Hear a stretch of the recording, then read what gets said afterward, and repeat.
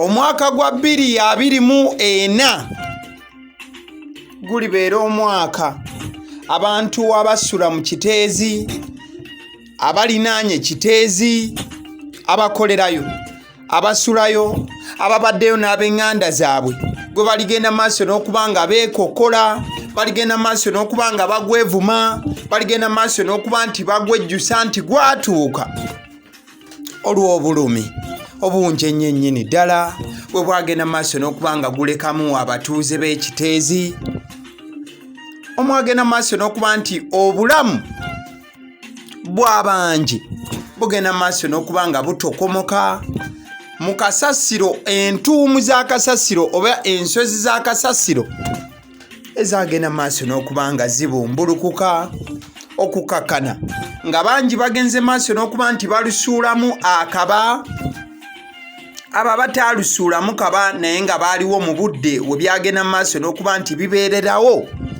abamu baafuna obuvune obw'amaanyi obutaligenda maaso nakuba nga buva ku mibiri gyabwe.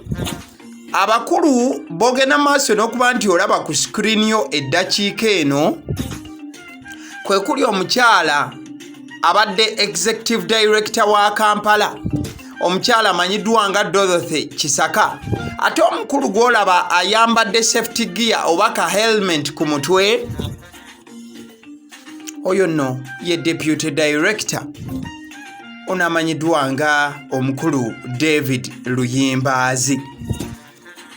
Mu nsi ezaakulaakulana naddala bw'ogenda mu United States of America, bw'ovaayo n'ogendako mu United Kingdom, bw'obanga weetegereza ebintu nga bwe bizze bitambula. In fact kambalage example we muba mulaba omukulu Donald Trump lwe bagenda maaso n'okuba nti bakuba essasi ne limuyita ku kutu, omukulu eyali akulira security detail olunaku olwo waayita ennaku nga 1-2 yagenda maaso n'okuba nga alekulira olw'ensonga yali awulira nga kimukakatako nti yali alemereddwa okutuukiriza obuvunaanyizibwa bwe. E Uganda wano oluvannyuma lw'ettaka bwe lyabumbulukikira ne kasasiro okubumbulukikira abantu b'e Kiteezi, munansonyiwa ekigambo kiwagamidde, tewali mukulu n'omu mu Kcca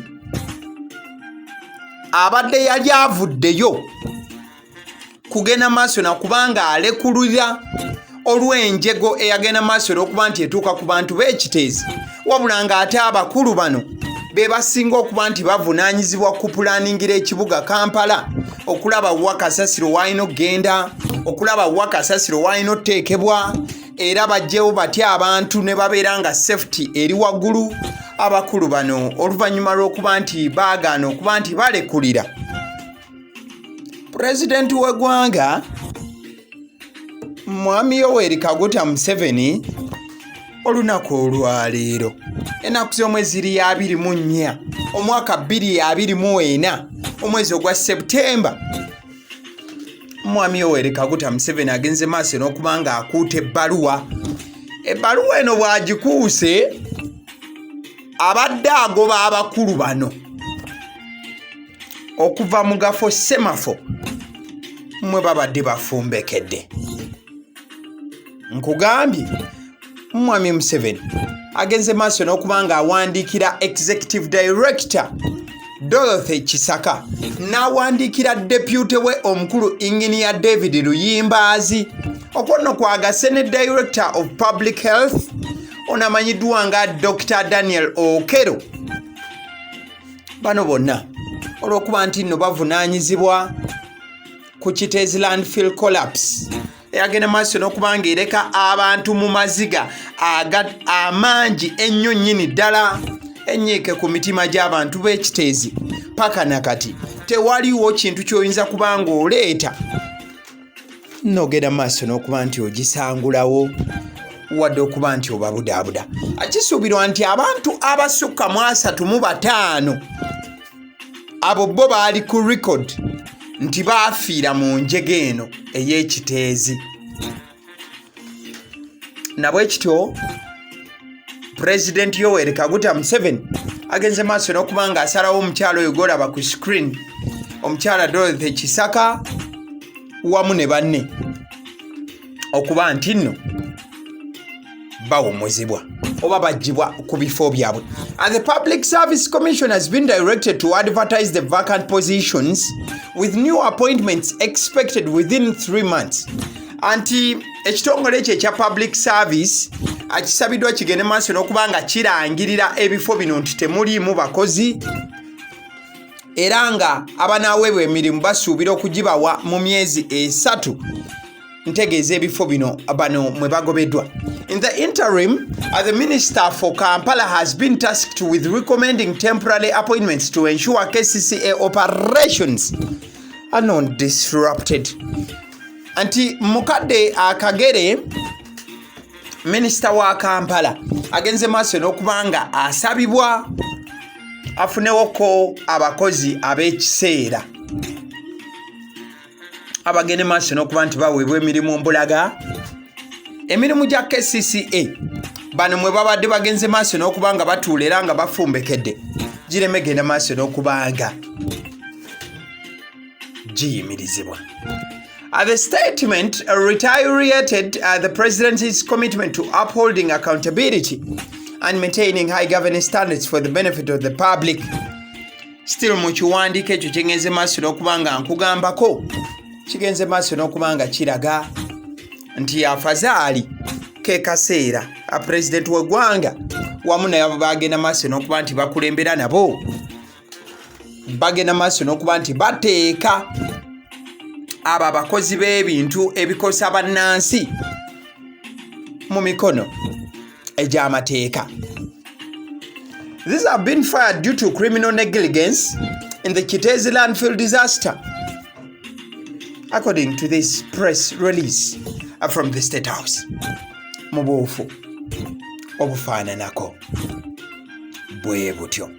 Abogera maaso n'okuba nti otematema mukono weetegereze ebbaluwa eyo. Ebbaluwa egamba nti Tuesday, September 24, 2024 ya lunaku lwa leero. President Museveni dismisses Kcca top officials following IGG report on Kiteezi landfill disaster. Kino kigambibwa nti Mwami Yoweri Kaguta Museveni ogenda maaso n'okuba nti agoba bano agenze maaso n'okuba nga essira alisimba nnyo ku alipoota namutaayiika. Alipoota eno ye yagenda maaso n'okuba nga efuluma okuva ewa kalisoliso wa gavumenti ng'ekwata ku kubumbulukuka kwa kasasiro eyagenda maaso n'okuba nga tabannansi waliyo ekiteezi. In a decisive response to the findings of the Inspector General of Government report concerning the Kiteezi landfill disaster, His Excellency the President of the Republic of Uganda has exercised his constitutional authority under Article 172(1) Section A of the 1995 Constitution of dismiss several key officials of the Kampala Capital City Authority in the public interest due to significant evidence of criminal negligence. The President has dismissed the following Kcca officials: Mrs. Dorothy Kcca, Executive Director, Engineer David Luyimbazi, Deputy Executive Director, Dr. Daniel Okero, Director of Public Health. The IGG's report clearly outlined the severe oversight and negligence exhibited by these officials. Kano kawulirize bulungi. The IGG's report clearly outlined the severe oversight and negligence exhibited by these officials. Nti abakulu bano bagenda maaso n'okuba nga beesuulirayo gwa nagamba okakananga ebintu ebyobulabe bigenze maaso n'okuba nti biba okukakananga obulamu bw'abantu bugenze maaso n'okuba nga bufiirwa. Mukwano osobola oteeka mu comment section ddala kibadde kigwanidde abakulu bano ogenda maaso n'okuba nga baggyibwa ku mirimu gyabwe olw'ebyo bye byakola abantu ogenda maaso n'okuba nti ekiteezi bafa. Abasiddii omusunsuzi linnya likinga video. Thank you.